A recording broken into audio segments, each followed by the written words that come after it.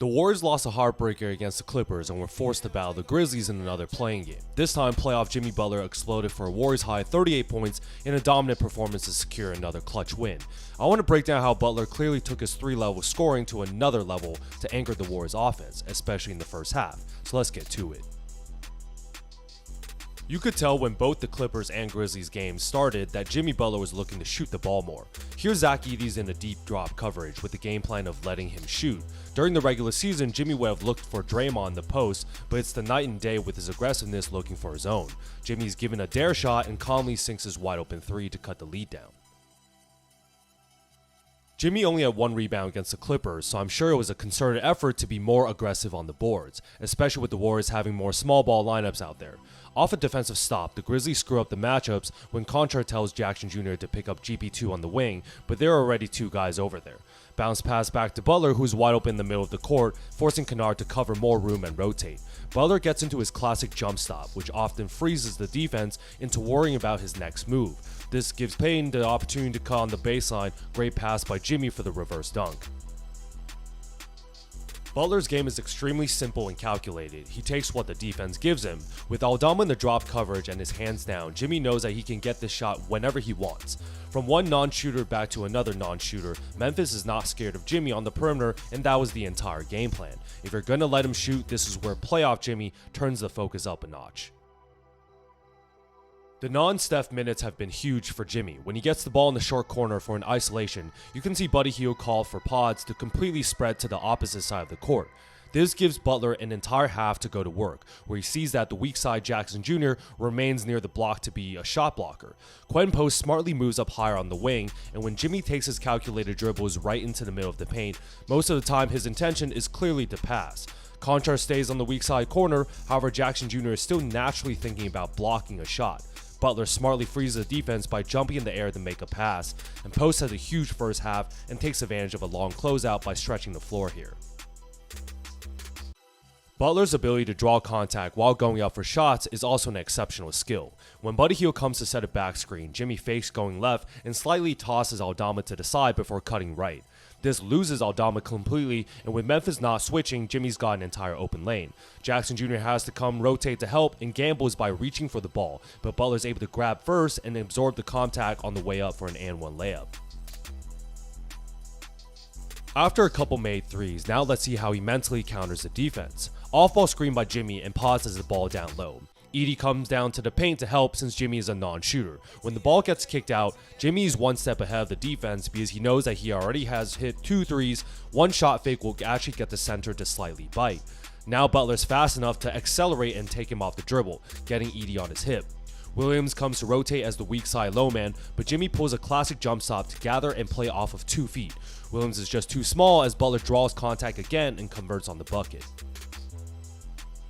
The Grizzlies continuously had Edey guard Butler due to 2 reasons. They wanted a big man to contest him in the paint, and a slow-footed guy is not necessary to guard him on the perimeter, since Jimmy is a non-shooter like I said.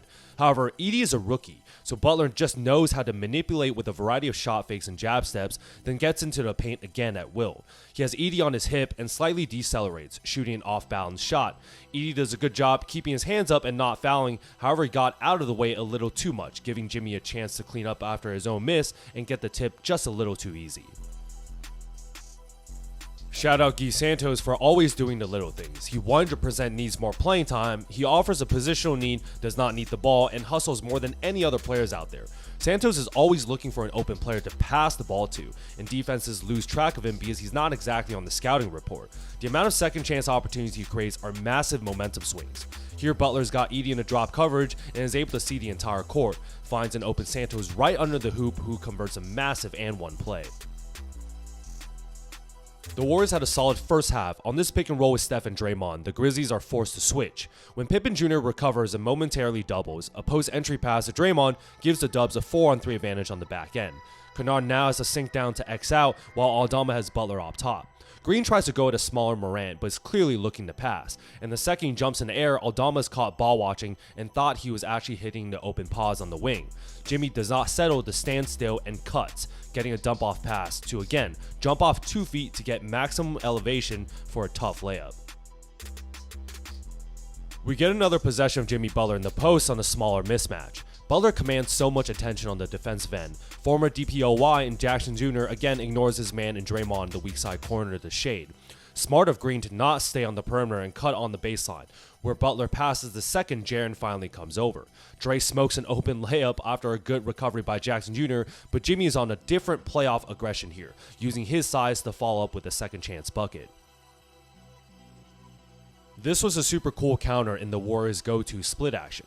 With Draymond getting the ball in the post, you can see Pippen Jr. on the high side of Curry, getting ready to fight through the over-the-top screen.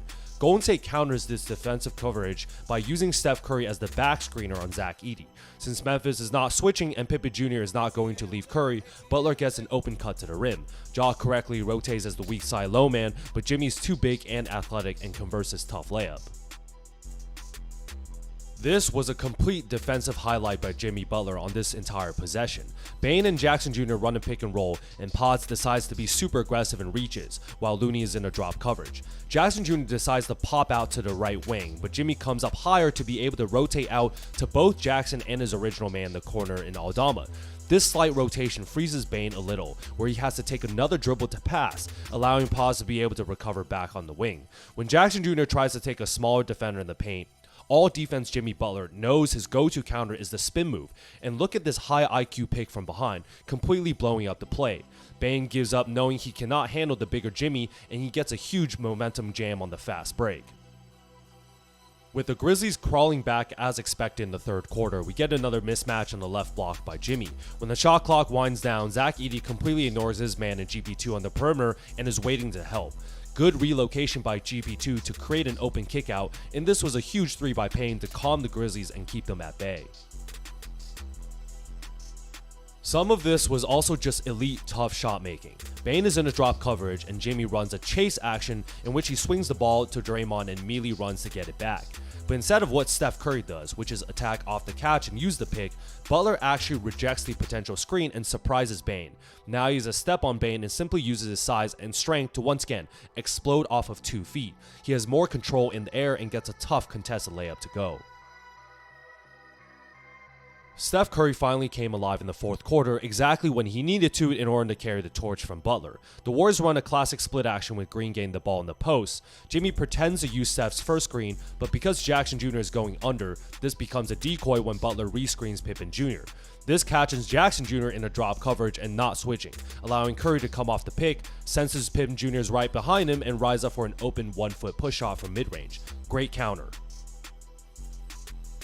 The Warriors' big 3 switch it up and run a classic split action with Jimmy now getting the ball in the post. With Memphis again not switching, this is perfect since Draymond Green is coming to set the pick, and the screen defender in Edey is in the paint in the drop coverage. Steph is able to use the pick and come off the screen against the opposing big man wide open. No contest from Edey, and this is a big splash. When Jimmy starts pulling from the mid-range, you know he's in playoff mode. Butler tries to get a small mismatch in John Morant and tells Moody to set the pick. However, Memphis counters by having Bane completely play drop coverage even behind the screen, begging Jimmy to shoot. Now he just takes that extra space and plays with the smaller matchups, hitting Bane with a tween, then cross, and uses his height to rise up for a good-looking 12-footer and hits it clean. The big 3 of Jimmy Butler, Steph Curry, and Draymond Green were spamming actions together in the clutch, and I love to see it. Inverted pick and rolls are always a great touch, and when Curry comes to set the pick, Pippen Jr. is not leaving him, abandoning Bane on defense. Now Jimmy has an advantage on this drive, and with Edey coming to rotate as the weak side big man, Golden State runs a blind pig action, in which Butler throws to the unguarded Draymond on the weak side corner, who runs an immediate handoff, knowing Pippen Jr. got caught ball watching for half a second. The handoff also acts as a screen, where Draymond's original man and Edey is still in the paint. No pre-switch from Bane, and Steph gets a great look and hits a huge 3. There you guys have it. The Warriors finally survive a play-in matchup and almost blew another 20-point lead to the visiting rival Grizzlies. Jimmy Butler turned it up a notch for a second straight game in a one-game format, showing Warriors fans what playoff Jimmy's really all about for the first time. The level of aggression Butler showed was visibly on a different level in these games. He exploded for another high-scoring first half and overall game by attacking mismatches, drawing fouls for free throw attempts, and converting big shots at the rim. He's giving the Warriors a different offensive look and bringing a level of leadership and energy we've seen from him time and time again in the Miami uniform. With 38 points, 7 rebounds, 6 assists, and 3 steals, Butler carried the Warriors in a way I have not seen Steph Curry carried in a long time, probably since the Kevin Durant days. He helped build the lead and kept the Warriors afloat before eventually letting Curry take over. Now we finally get some rest before starting a full 7-game series against the 2-seed Houston Rockets. But for now, let's celebrate finally getting to the playoffs and playing meaningful basketball again. If you guys like this breakdown, like and subscribe to see more.